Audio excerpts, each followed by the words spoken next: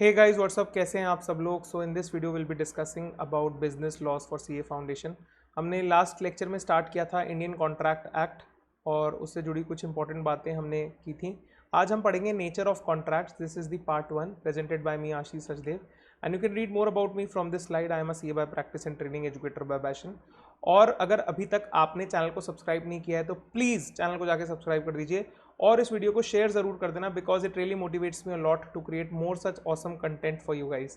Okay, आप लोग हमें हमारे दूसरे सोशल मीडिया नेटवर्क्स पे भी फॉलो कर सकते हैं, जैसे कि फेसबुक, इंस्टाग्राम और टेलीग्राम पे हमारे चैनल है, उससे आप जुड़ सकते हैं।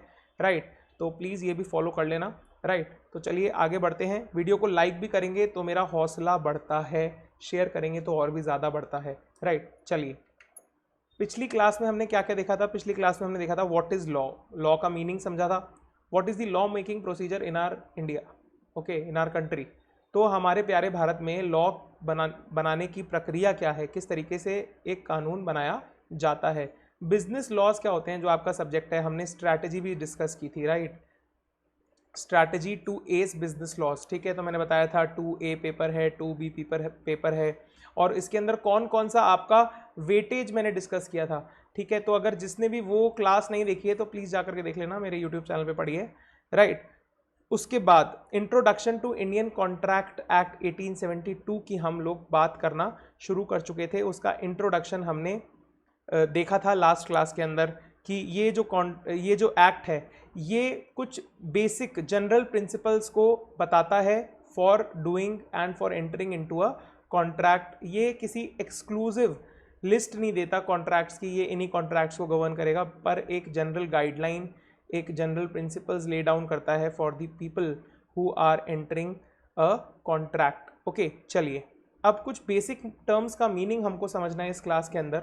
सबसे पहली टर्म जो है वो है प्रपोजल या फिर ऑफर। प्रपोजल का मतलब होता है when a person expresses his willingness to do something और to abstain from doing something. जब कोई व्यक्ति कहता है कि मैं ये काम करूंगा, या वो व्यक्ति ये कहता है कि मैं ये काम नहीं करूंगा, वो अपनी इच्छा जाहिर करता है कुछ करने के लिए या कुछ ना करने के लिए। To abstain from doing something with a view, और इस विलिंगनेस में, इस इच्छा में उसकी एक मंशा और होती है कि जिससे वो ये इच्छा प्रकट कर रहा है, जिससे वो ये विलिंगनेस कर रहा है, वो उसके लिए असेंट दे दे ऑफ द अदर पर्सन, ठीक है, वो इसके लिए हामी भर दे। तो इस असेंट के साथ कोई विलिंगनेस, कोई इच्छा जाहिर अगर कोई व्यक्ति करता है तो उसे हम कहते हैं क्या, ऑफर। क्या कहते हैं, ऑफर। चलिए ठीक है, जैसे यहाँ पर हमारे पास एक व्यक्ति है जोसेफ और यहाँ पे प्यारी नैन्सी है। तो जोसेफ कहता है Nancy, I will marry you by the end of 2020, 2020 खत्म होने तक मैं तुमसे शादी कर लूंगा। नैन्सी बोलती है, अरे ऐसे कैसे शादी कर लोगे, क्या तुमने मुझे कोई ऑफर दिया? अरे ये तो कोई ऑफर नहीं है जोसेफ, मैं तुमसे शादी नहीं करूंगी। मैं किससे शादी करूंगी? शुभू से शादी करूंगी। तो ऑफर तभी होता है जब अगले व्यक्ति की असेंट, एक ऐसी असेंट लेने के लिए कुछ बात कही गई हो, अपनी इच्छा जाहिर करी गई हो। यहां पे उसने, जोसेफ ने अपनी इच्छा तो जाहिर की है, लेकिन क्या वो नैन्सी की असेंट लेना चाहता है? नो सर, वो नैन्सी की असेंट लिए बिना ही कह रहा है कि मैं शादी कर लूंगा। तो उसने तो डायरेक्ट शादी करने की इच्छा जाहिर कर दी, without a view to obtain the assent of Nancy, without a view to obtain the assent of Nancy. तो ये एक वैलिड प्रपोजल या वैलिड ऑफर कैसे हो सकता है? Are you getting it? चलिए राइट, फिर उसके बाद ऑफरर एक टर्म होती है। ऑफरर का मतलब होता है वो व्यक्ति जो प्रपोजल या ऑफर करता है। The person making the offer और प्रपोजल इज ऑफरर। बड़ी ही आसान भाषा में हमने इसे समझ लिया। अब ऑफरी कौन व्यक्ति है? ऑफरी वो व्यक्ति है जिसे ऑफर किया जाता है। The person to whom offer is made is called as offeree. अब प्रोमिजी कौन है? प्रोमिजी वो व्यक्ति है जो उस ऑफर को एक्सेप्ट कर लेगा। मतलब अगर ऑफरी के पास ऑफर आया और उसने एक्सेप्ट कर लिया, तो अब ऑफरर क्या बन गया? प्रोमिजी बन गया सर। अब ऑफरी प्रोमिजी बन गया। क्या हर ऑफरी प्रोमिजी होता है? नो, ऑफर तो बहुत लोगों को किया जाएगा, लेकिन जो उसे एक्सेप्ट करेगा केवल वही प्रोमिजी कहलाएगा। Are you getting it? चलिए अब आगे हमें एक टर्म का मतलब समझना है, वो है एक्सेप्टेंस। एक्सेप्टेंस किसे कहते हैं? एक्सेप्टेंस का मतलब होता है person to whom proposal is made. हमने किसी व्यक्ति को ऑफर दिया और उसने अपनी असेंट दे दी, उसने कहा कि मैं ये काम कर दूंगा, या उसने कहा कि मैं ये काम नहीं करूंगा, उसे कहते हैं एक्सेप्टेंस।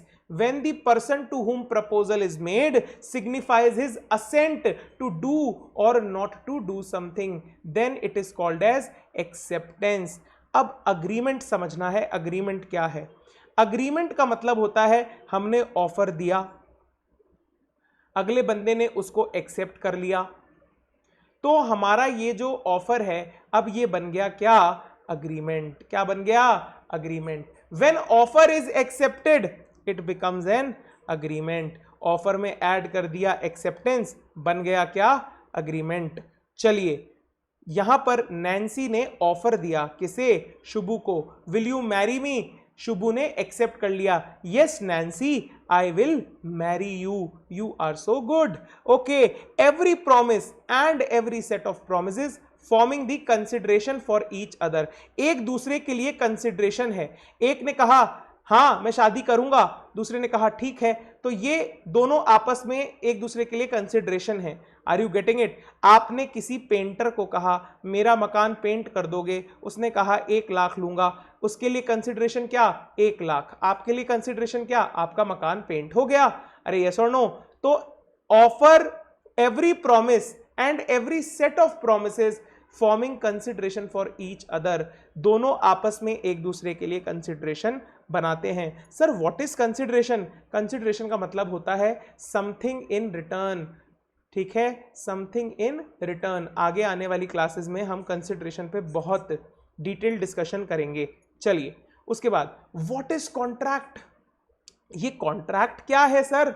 ये कॉन्ट्रैक्ट अनुबंध क्या है? क्योंकि हम क्या पढ़ रहे हैं? Indian contract act. अभी तक हमने क्या पढ़ा? हमने पढ़ा ऑफर क्या होता है, प्रॉमिस क्या होता है, ऑफरर कौन होता है, ठीक है, ऑफरी कौन होता है, प्रोमिजी कौन होता है, अग्रीमेंट क्या होता है, एक्सेप्टेंस क्या होती है, ये सब हमने बातें अभी तक समझ ली। और मैं आपको बता दूं ये सारी जो डेफिनेशंस हैं, ठीक है, ये सारी जो टर्म्स हैं, ये section 2 of Indian contract act के अंदर दी हुई हैं। 1872 का जो कानून है जो हम पढ़ रहे हैं उसमें सेक्शन 2 में दी हुई हैं। सर क्या ये एच वगैरह लिखा हुआ हमें याद करना है? हो जाए तो अच्छी बात है, नहीं हो तो ज़्यादा दिमाग मत लगाना, ठीक है।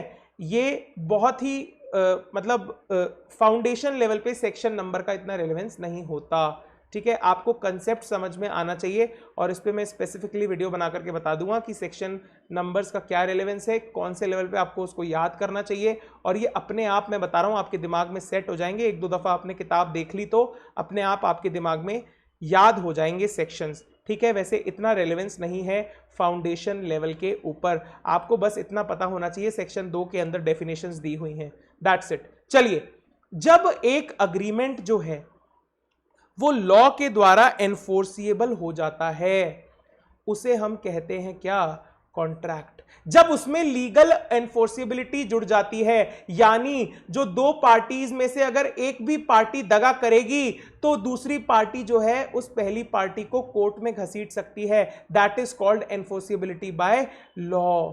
एनफोर्सिबिलिटी बाय लॉ का मतलब होता है giving rise to legal obligation. Sir अब तो करना जो है वो लीगल ऑब्लिगेशन है, एक ड्यूटी है, that is enforceable by law. एक का राइट है, एक की ड्यूटी है, एक का राइट है, एक की ड्यूटी है। एनफोर्सिएबल हो गया, लीगल ऑब्लिगेशन हो गई, एक का राइट दूसरे की ऑब्लिगेशन या ड्यूटी, ठीक है, ऑब्लिगेशन या ड्यूटी। सर कैसे? देखिए, आपने पेंटर को 1 लाख रुपए दिए थे कि तुम हमारा मकान जो है वो पेंट कर देना, ठीक है। अब आपका क्या राइट है? आपका राइट है कि आपका मकान पेंट हो जाना चाहिए, और उसका ऑब्लिगेशन क्या है कि उसको आपका मकान पेंट करके देना है।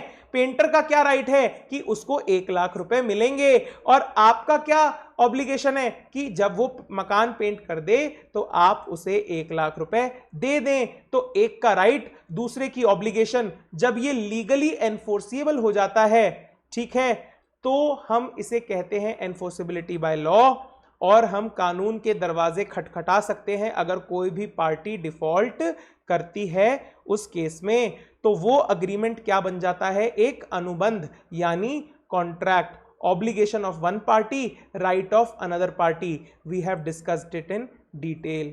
ठीक है, क्या आपको ये बातें यहां पर समझ में आ गई? जब अग्रीमेंट में जुड़ जाती है एनफोर्सिबिलिटी बाय लॉ, तब हमारे पास आ जाता है कॉन्ट्रैक्ट। सबसे पहले हमने देखा कि एक ऑफर होता है, उसमें एक्सेप्टेंस जो उसे एक्सेप्ट किया जाता है तो वो बनता है क्या, एक अग्रीमेंट। क्या बनता है, एक अग्रीमेंट बनता है। और जब इस अग्रीमेंट में हम लीगल एनफोर्सिबिलिटी जोड़ लेते हैं तो हमारे पास क्या आ जाता है सर, कॉन्ट्रैक्ट। क्या आ जाता है हमारे पास, एक वैलिड कॉन्ट्रैक्ट। इतनी बातें क्लियर हैं। इस लेक्चर में इतना ही। ये लेक्चर कंप्लीट नहीं हुआ है, ये इसका पार्ट 1 है, इसका पार्ट 2 भी हम देखेंगे, उसमें कुछ और इम्पॉर्टेंट बातें हम करेंगे। Thank you so much, have an awesome day. Please don't hate, appreciate. Video को शेयर ज़रूर करिएगा, लाइक भी ज़रूर करिएगा। नीचे कमेंट्स बॉक्स में कमेंट करके बताएं कि आपको ये वीडियोस कैसे लग रहे हैं। इससे मुझे मोटिवेशन मिलता है to make more such awesome content for you people. Thank you so much, have an awesome day, enjoy.